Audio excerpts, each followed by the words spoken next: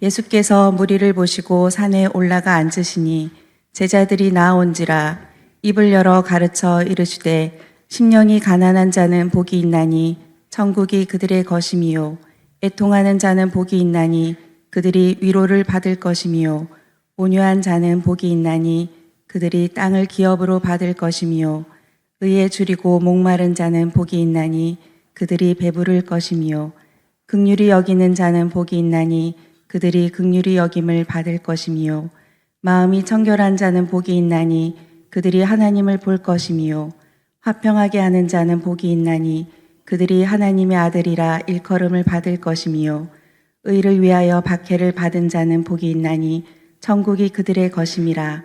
나로 말미암아 너희를 욕하고 박해하고 거짓으로 너희를 거슬러 모든 악한 말을 할 때에는 너희에게 복이 있나니.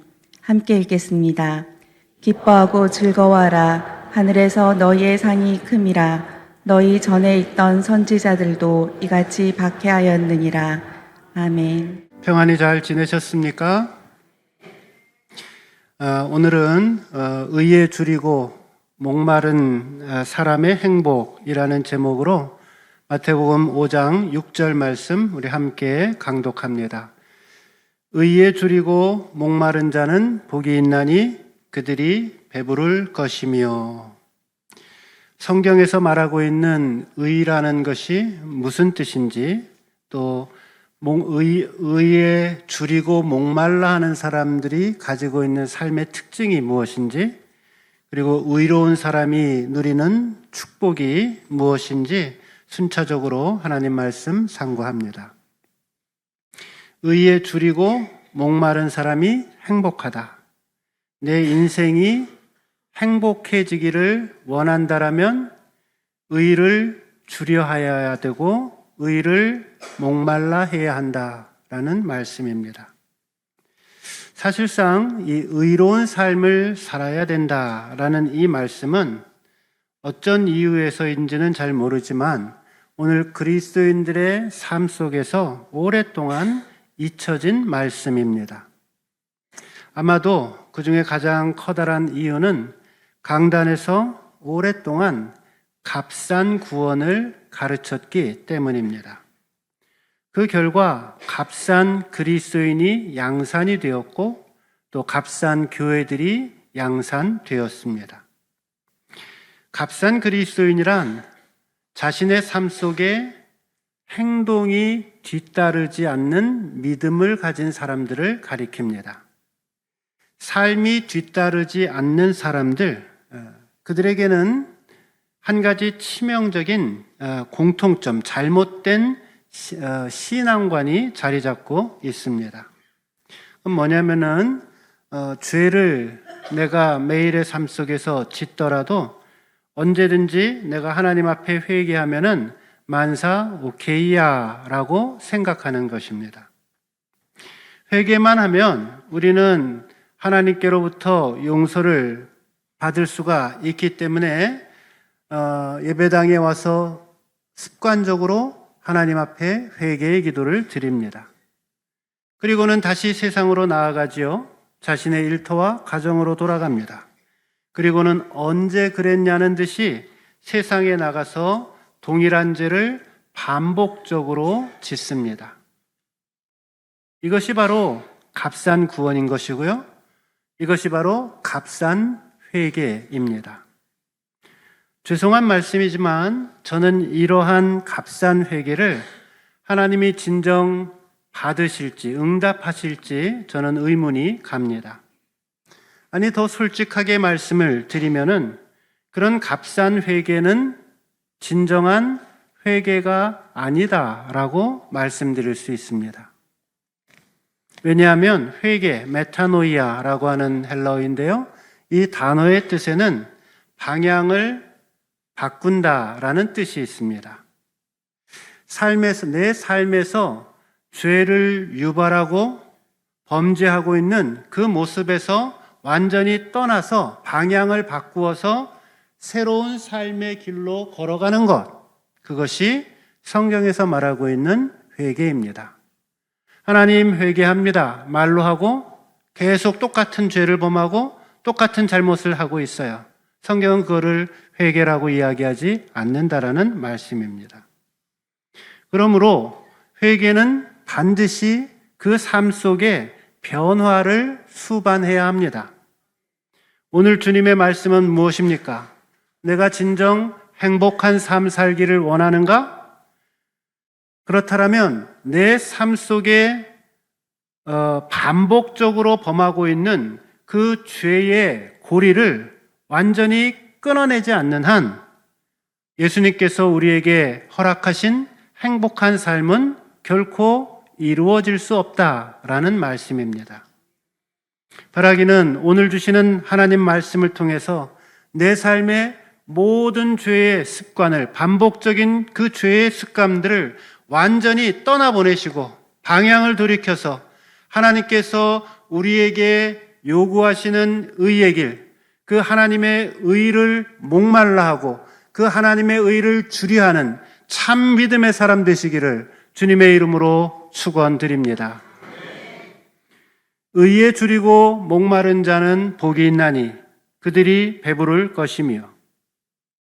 예수님은 오늘 이 의를 설명하면서 줄임 그리고 목마름의 비유를 하셨습니다. 우리가 의를 추구할 때 어떻게 추구해야 되느냐? 굶주린 사람처럼 추구해야 된다 말씀합니다.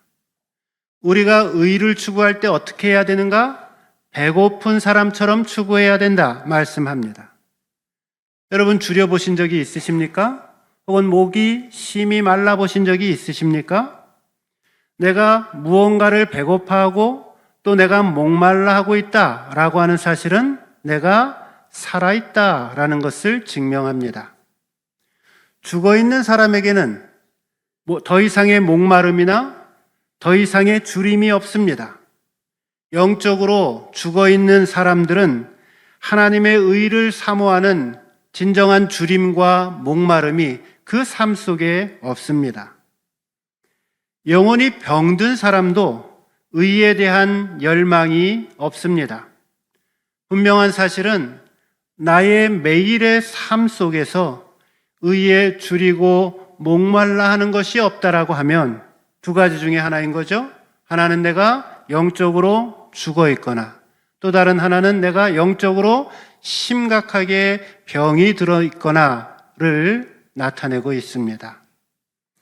그러나 진정 그리스도 안에서 새 생명을 받은 사람들, 참 구원을 받은 사람들, 그들의 삶 속에는 하나님의 뜻을 이루고자 하는 하나님의 의를 자신의 삶 속에서 이끌어내고자 하는 참된 거룩한 열망들이 그 심령 속에 차고 솟아오릅니다. 특별히 오늘 본문에서 이야기하고 있는 주림이라는 말과 또 목마름이라고 하는 이 단어는 매우 강렬한 의미를 가지고 있습니다. 주림이라고 하는 말은 페이나오라고 하는 말입니다. 이 말은 내가 약간의 배고픔을 느껴서 냉장고 문을 열어서 내가 계란을 해 먹을까 아니면 김치랑 밥을 먹을까 이런 정도의 배고픔을 말하고 있는 단어가 아닙니다. 페이나오는 며칠 동안 배를 굶었어요. 그리고 먹을 것을 찾는데 그 먹을 것을 구하지 못해서 생사의 기로에 놓여 있는 그런 상태의 배고픔을 이야기를 합니다. 목마름이라는 단어는 딥사오라고 하는 단어인데요. 이 단어는 역시 마찬가지로 그냥 약간 내가 물을 마시고 싶다라는 정도의 목마름이 아닙니다. 사막을 걸어가는 사람이 물이 다 떨어지고 또 더 얻을 수 있는 그 물을 간절하게 마실 물을 찾을 때 그 속에서 나오고 있는 타는 목마름을 이야기할 때 딥사오 목마름을 말하고 있습니다. 즉 여기서 말씀하고 있는 주림과 목마름은 여러 날 먹지 못해서 내가 죽음을 앞두고 양식을 사모하고 물을 사모하고 있는 상태입니다. 당장 먹고 마실 것을 구하지 못하면은 목숨이 위태로운 상태입니다. 생사의 기로에 놓인 갈급함을 나타내고 있는 그런 주림과 목마름입니다. 예수님께서는 오늘 이 절대절명의 굶주림과 이 절대절명의 또 목마름으로 의를 사모할 것을 우리에게 말씀합니다. 바라기는 배가 고파서 죽어가고 있는 자가 먹을 것을 구하듯이 목마른 자가 죽음을 앞두고 물 한 방울을 얻기 위해서 애걸하듯이 오늘 저와 여러분들의 삶이 하나님의 의에 줄이고 목마른 삶을 갈망하여서 하나님 주신 참된 행복을 누리며 살아가시기를 주님의 이름으로 축복드립니다. 의란 무엇입니까? 니카이오신의 의란 문자적으로 옳은 것을 말합니다. 의는 사람이 지켜야 할 옳은 도리입니다. 혹은 옳은 행동, 옳은 행위를 가리키고 있는 말입니다. 목사님, 너무 추상적인데요. 전혀 그렇지가 않습니다. 예를 들면 거짓말을 하는 것은 의가 아닙니다. 사기를 치는 것도 의가 아닙니다. 도둑질을 해서 먹고 사는 것도 의가 아닙니다. 게을러 일하지 않고 다른 사람들의 도움을만 얻으면서 살려고 하는 것도 의가 아닙니다. 공공의 자금을 자기 자신의 사역을 위해서 임의로 사용하는 것 의가 아닙니다. 부모님이 나이 들어 병이 들었는데 돌보지 않는 것 의가 아닙니다. 가격을 무리하게 올려받고 장사하는 것 의가 아닙니다. 어떤 일을 과장하게 부풀려서 그 일을 성사시키는 것도 의가 아닙니다. 이처럼 우리의 삶 속에 여러 가지 해서는 안 된 옳지 못한 일을 하고 있다라면 그것은 의롭지 못한 것입니다. 반면에 하나님 앞에서 바른 태도와 마음을 가지고 겸손하게 하나님을 섬기는 것은 의라고 말씀드릴 수 있습니다. 주변의 형제자매들의 필요를 돌아보고 그리스도의 사랑의 마음을 가지고 구체적으로 그 도움이 필요한 사람들을 돕는 것 하나님의 의입니다. 정직하게 일을 하고 사업을 하는 것 의입니다. 늘 진실되게 말하고 행동하는 것 이것도 역시 의라 말씀드릴 수 있습니다. 의로운 사람에게는 다음에 두 가지 특성이 나타납니다. 첫째로 하나님 앞에서 올바르게 살아가고자 한다입니다. 의로운 삶이 무엇이냐? 그것은 의로움의 기준을 사람들에게 두지 아니하고 인간들에게 두지 아니하고 하나님께 두고 살아가는 사람들입니다. 의는 하나님 앞에서 바른 삶을 가리킵니다. 현대인들이 가지고 있는 윤리적 가치관 중에 잘못된 하나의 가치관이 있습니다. 그것의 이름을 붙여 본다라면 상호윤리라고 할 수 있겠습니다. 서로 간에 좋으면은 괜찮다라는 생각입니다. I am okay, you are okay, 그러면 we are okay라는 것이죠. 나 좋고 너 좋으면 괜찮은 거야 라는 생각입니다. 옛날에야 힘이 많이 센 사람들이 힘 얻는 사람들을 억누르고 했습니다.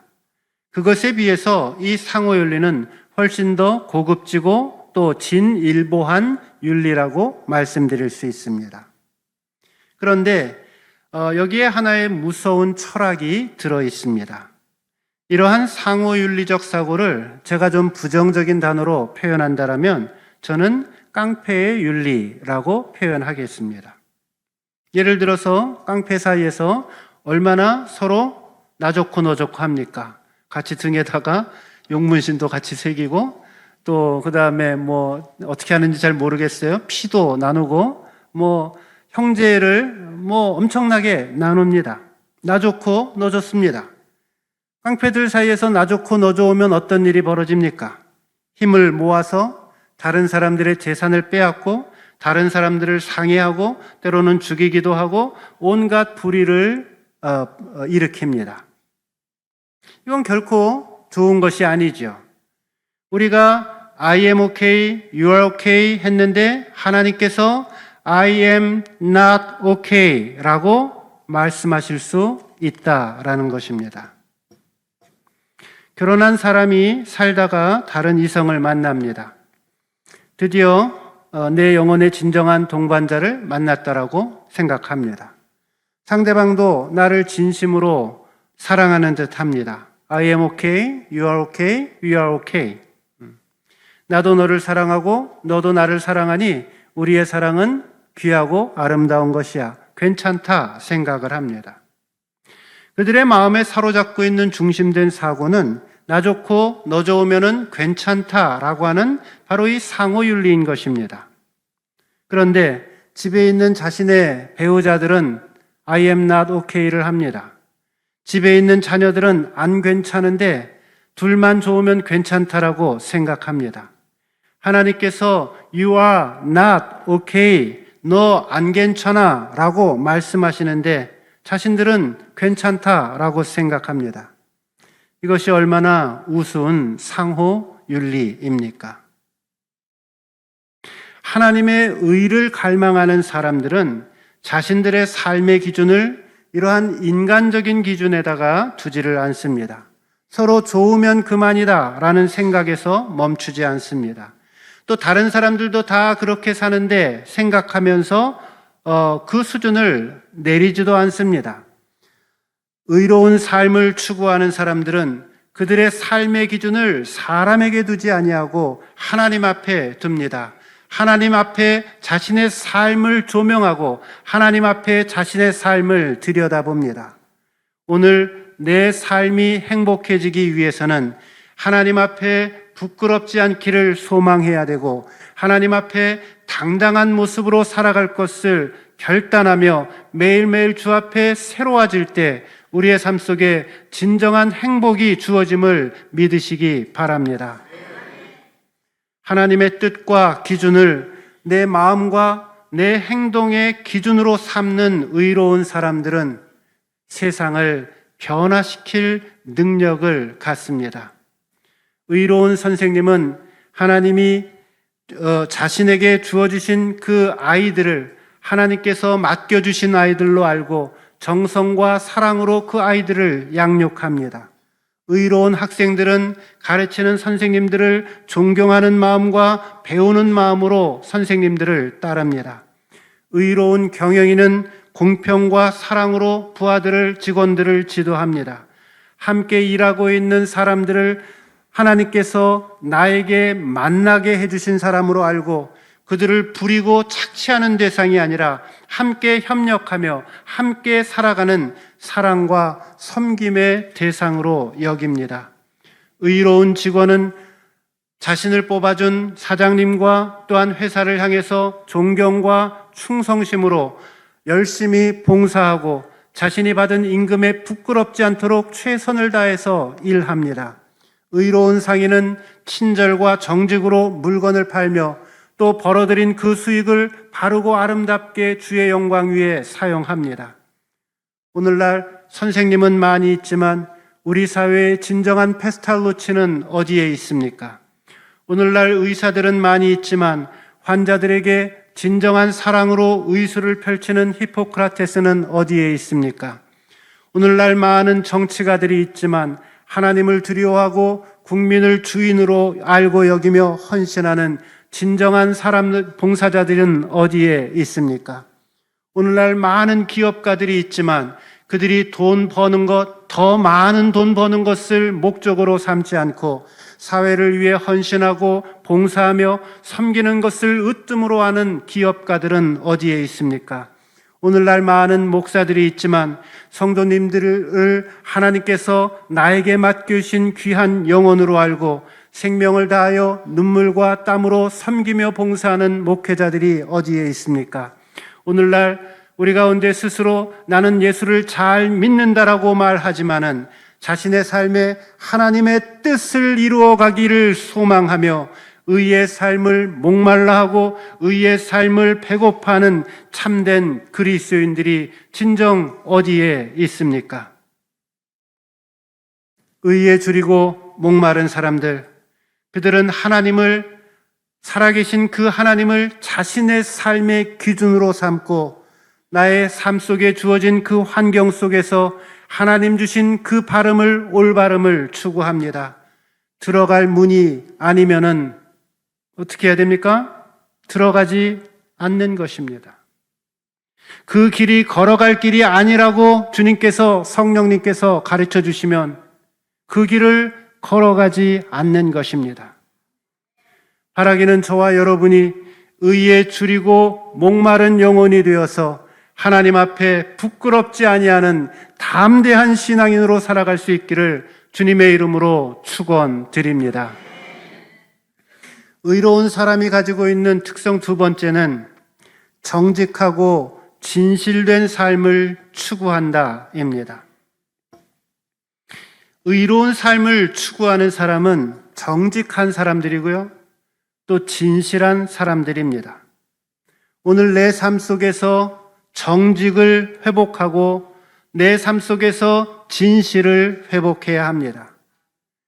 오늘날 교회 다니고 있는 사람들의 숫자가 부족해서 우리의 가정이나 우리의 사회나 우리의 국가가 혼란을 경험하는 것이 아닙니다. 세상을 변화시키는 것은 빵을 크게 부풀리게 하는 아주 조그마한 적은 누룩입니다. 하나님과 또 사람들 앞에서 정직하게 행하고 진실되게 살아가는 그 사람들을 통하여 하나님은 이 땅을 변화시키십니다. 하나님께서는 예레미야 선지자를 통해서 우리들에게 이렇게 말씀하십니다. 우리 성경을 한번 찾아보도록 하겠습니다. 예레미야 5장에 있는 말씀입니다. 예레미야 5장 1절 말씀, 어디신지 잘 모르면 눈 감고 성경 반을 딱 펴시면 이사야가 나올 거고요, 그 다음이 예레미야일 겁니다. 예레미야 5장 1절 말씀이요. 찾으셨으면 우리 한 목소리로 여러분들이 읽어주시면 고맙겠습니다. 너희는 시작.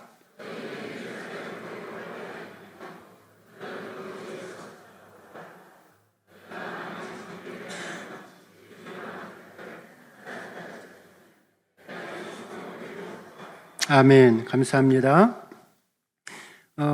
언제 기회가 되면 이 예레미야 5장은 좀 길게 말씀을 나누고 싶은데 오늘은 짧게 설명을 드립니다. 하나님께서 이 예루살렘 성에 있는 이스라엘 백성들을 심판하기로 결심을 합니다. 그 이유는 이스라엘 사람들이 죄를 많이 지었기 때문입니다. 이거를 예레미야 선지자에게 환상으로 보여줍니다. 그래서 예레미야 선지자가 하나님께 주님 제발 긍휼을 베풀어 주시고 이 예루살렘 성 사람들에게 하나님의 은혜를 베풀어 주옵소서 간절히 메어 달리고 기도합니다. 그러자 하나님께서 주신 말씀이 여러분들이 지금 방금 읽으셨던 그 예레미야 5장 1절의 말씀입니다. 말씀의 내용은 뭐였어요? 만약에 너가 예루살렘 거리로 급히 나아가서 왕래하면서 공의를 행하는 사람, 진리를 구하는 사람을 뭐라 그랬어요? 한 사람이라도 찾으면은 내가 이 예루살렘 성 전체 이스라엘 백성들의 전체의 죄를 사해 주겠다라고 말씀하십니다. 한 사람이라도 찾으면은 내가 이 예루살렘 성을 사하리라. 이것이 주님의 말씀이었습니다. 예루살렘이 왜 멸망했을까요? 그것은 그 성에 하나님의 공의를 행하고 진리를 추구하는 사람이 한 사람도 없었기 때문입니다. 공의를 행하는 사람이 한 사람도 없었습니다. 하나님 앞에 정직하고 진실한 사람을 한 사람도 찾을 수가 없었습니다. 예루살렘에 얼마나 많은 사람들이 있었습니까? 그곳에 얼마나 많은 제사장들이 있었습니까? 그곳에 얼마나 많은 서기관들이 있었고 그곳에 얼마나 많은 율법사들이 있었습니까? 그런데 그곳에서 공의를 행하고 진리를 구하는 사람을 한 사람도 찾을 수가 없었습니다. 의로운 사람을 한 사람도 찾을 수 없었기에 결국 이 예루살렘 성은 멸망당하고 맙니다. 내가 정직한 사람인지 그렇지 않은지, 내가 진실한 사람인지 그렇지 않은지를 알아볼 수 있는 질문이 있습니다. 그것은 내가 어려움을 당하거나 곤란한 일이 생겼을 때 나는 어떻게 행동하는가를 살펴보시면 됩니다. 살다 보면 실수할 때가 있습니다. 살다 보면은 크고 작은 잘못을 할 때가 있습니다. 그런데 이러한 부족함이 발견될 때 나는 그 잘못된 것을 감추려고 하는지 아니면 정직하게 그 잘못된 것을, 실수한 것을 혹은 잘못된 것을 시인하는지를 스스로에게 물어보십시오.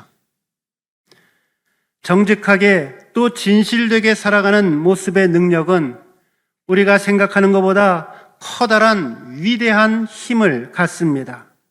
의를 사모하면서 살아갈 때에, 정직하게 내가 살아갈 때에 진실되게 살아가는 그러한 모습들을 내 삶 속에서 보일 때에 그것이 때로 우리는 손해인 것처럼 보이고 바보인 것처럼 보이고 어리석은 것처럼 보입니다.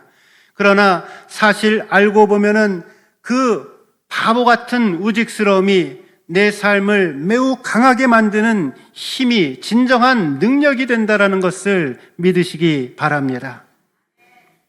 한 번은 제가 한 교회에서 봉사를 할 때 실수를 한 적이 있습니다. 매우 오래전의 일입니다. 몇십 년 된 일입니다. 그 교회에서 사역자 회의를 하는데 그만 제가 그 회의에 참석을 하지 못하게 되었습니다. 제가 그 전날 밤 늦게까지 책을 보다가 새벽까지 책을 보다가 새벽쯤에 잠이 들었는데 몸이 피곤해서 아침 7시에 있었던 그 사역자 회의에 제가 참석을 못한 것입니다. 저는 그 교회 섬기는 동안 수년 동안 한 번도 그 회의를 빠지거나 혹은 심지어 늦게 간 적이 없습니다. 그랬기 때문에 사람들이 걱정하면서 도대체 무슨 일이 있느냐 하고 물었습니다. 제가 뭐라고 말을 했을까요? 늦잠 자서 죄송합니다 라고 말씀을 드렸습니다. 제가 더 그럴싸고 더 좋은 핑계를 만들어내는 것이 제가 뭐가 그렇게 어려웠겠습니까? 수년 동안 한 번도 빠진 적도 없고 늦은 적도 없었는데요. 그러나 그렇게 자신의 실수나 잘못을 보게 되어졌을 때 그것을 정직하게 직면하고 고백할 줄 아는 용기가 필요합니다. 당장은 부끄러울 수도 있습니다. 또 당장은 크고 작은 어려움이 생길 수도 있습니다. 그러나 오히려 그 정직이 사람들에게 자신의 말, 자신의 행동에 대한 값어치와 무게와 신뢰를 더해줄 수가 있습니다. 보기 좋은 이유들을 둘러대면서 자신의 그 실수나 부주의를 순간적으로 우리는 모면할 수 있습니다. 그러나 그러한 거짓말들은 하는 사람도 아는 것이고 듣는 사람도 아는 것입니다. 정직하게 자신의 잘못을 시인할 줄 아는 용기가 필요합니다. 진실된 모습으로 자신의 치부를 드러낼 줄 알아야 합니다. 그러한 정직과 진실이 한 사람의 값어치를 높일 수가 있고 그 삶을 더 아름답고 위대하게 만듭니다. 세상 사람들은 말합니다. 진실이 밥 먹이냐? 성경은 말합니다. 진실이 밥 먹인다. 세상 사람들은 말합니다. 정직이 밥 먹이냐? 성경은 말합니다. 정직이 배부르게 한다. 공의가 배부르게 한다. 의가 배부르게 한다. 의로우면 배부를 것임이라. 이것이 진리입니다. 오늘 내 삶 속에서 잃어버린 그 진실, 실종되어진 정직을 찾아야 합니다. 진실함과 정직함이 내가 살 길이다. 시편 15편에 보면 이런 말씀이 있습니다. 어떤 사람이 하나님의 장막에 거할 수 있겠는가? 시편 기자가 뭐라고 이야기를 했을까요? 거기 보면 이렇게 기록되어져 있습니다.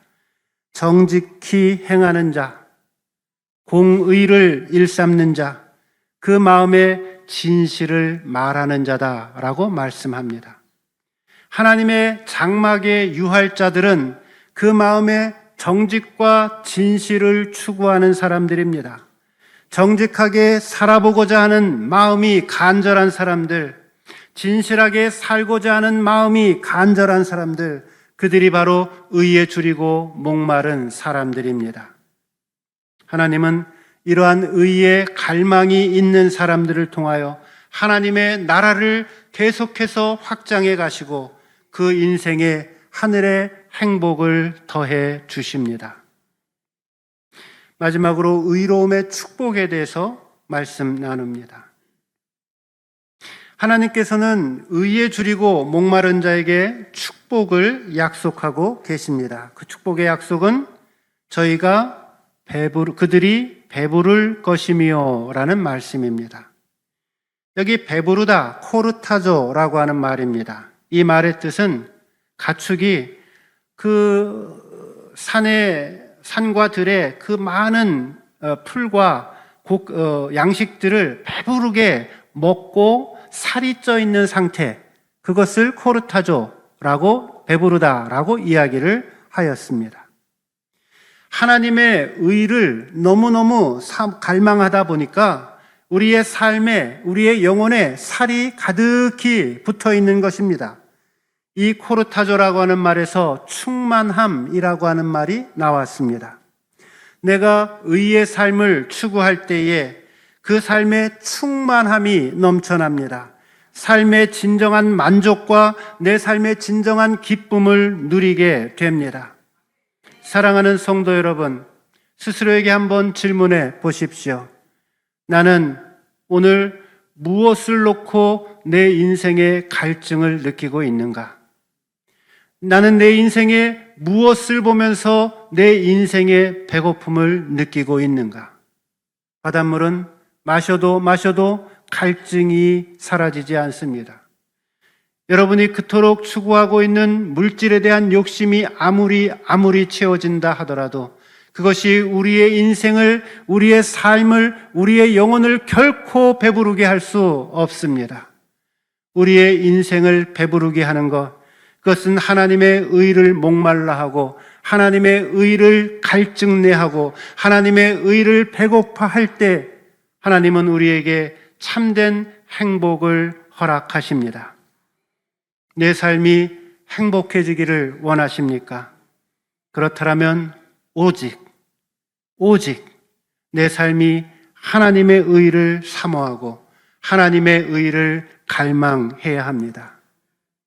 의롭게 살아가는 그 삶에 나의 운명을 거는 것입니다. 묻습니다. 나에게 이 의로움에 대한 간절한 소망이 있는가? 내 삶이 하나님의 의로 가득히 넘쳐나기를 소원하는가? 날마다 의로운 사람으로 살아가기를 바라고 있는가? 바라기는 오늘 이 아침에 내 안에 모든 죄된 삶들을 회개하시고 오직 주님 바라보며 의의 열매 맺으며 살겠다라고 결단하는 귀한 은혜의 시간, 기도의 시간 되시기를 주님의 이름으로 축원드립니다. 기도하겠습니다. 우리 한 1, 2분 정도 하나님 앞에 내 삶을 들여다보며 주 앞에 기도드리기를 원합니다. 오늘 말씀 들으시면서 성령님께서 여러분 각자에게 보여주시는 삶의 어두운 죄된 모습들이 있으십니까? 말씀 증거자로서 저의 간절한 소망은 오늘 이 예배당 떠나가기 전에 그 죄된 문제들 앞에서 완전히 회개하시고 돌이키시고 새 사람 되어서 예배당 떠날 수 있기를 바라는 마음이 있습니다. 남편에게도 이야기하지 못하고 아내에게도 이야기하지 못하고 부모 자식 간에도 이야기 못하고 또 친구들에게도 이야기하지 못하고 목사님에게도 말씀드리지 못하는 삶의 어두운 그러한 모습들이 있다라면 오늘 하나님 앞에 기도하는 이 시간, 주님, 제가 이 죄의 문제 주님 앞에 내놓습니다. 오늘 이 아침 기도하며 해결받기를 원합니다. 완전히 떠나보내고 새로운 삶 살기를 원합니다. 주여 나를 새롭게 하여 주옵소서 기도할 수 있기를 바랍니다. 하나님, 내가 바른 삶 살기를 원합니다.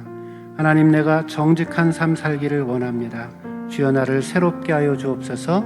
한 1, 2분 정도 하나님 앞에 기도 올리겠습니다. 기도합니다.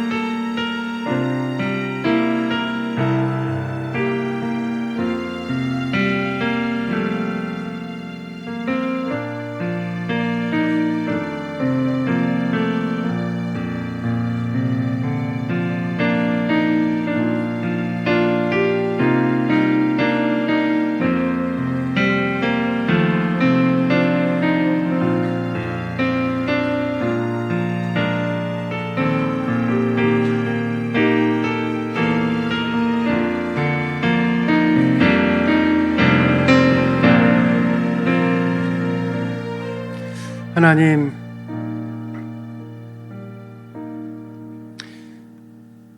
우리의 연약함과 부족함과 더러운 냄새나는 죄의 모습을 주님 앞에 고백합니다. 이 아침 이 예배당 떠나기 전에 더럽고 냄새나는 나의 죄된 욕망의 덩어리들을 십자가 앞에 온전히 내어놓고 새 사람 되어 예배당 떠날 수 있도록 은혜 베풀어 주옵소서. 삶이 변화되어지지 않는 믿음이 세상에 어디 있겠습니까?